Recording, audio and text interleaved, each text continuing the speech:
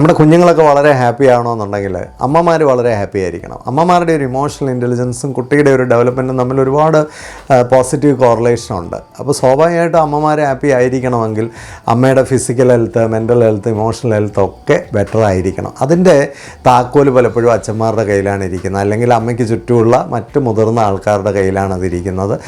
കൊച്ചു കുഞ്ഞുങ്ങളുടെ അമ്മമാരെ റെസ്പെക്റ്റ് ചെയ്യുകയും അവരെ കംഫർട്ടബിൾ ആക്കുകയും അവരുടെ ആരോഗ്യ കാര്യങ്ങളൊക്കെ ചുറ്റുപാടുള്ളവരൊക്കെ ശ്രദ്ധിക്കുകയും ചെയ്താലേ കുഞ്ഞുങ്ങൾ വളരെ ഹാപ്പി ആവുള്ളൂ. അതുകൊണ്ട് നമുക്ക് ഈ ലോകത്ത് നല്ല കുഞ്ഞുങ്ങൾ, സന്തോഷമുള്ള കുഞ്ഞുങ്ങൾ, ആരോഗ്യമുള്ള കുഞ്ഞുങ്ങളൊക്കെ വളർന്നു വരണമെങ്കിൽ അമ്മമാരെ സേവ് ചെയ്യുക, അമ്മമാരെ പ്രൊട്ടക്റ്റ് ചെയ്യുക, അമ്മമാരെ കെയർ ചെയ്യുക.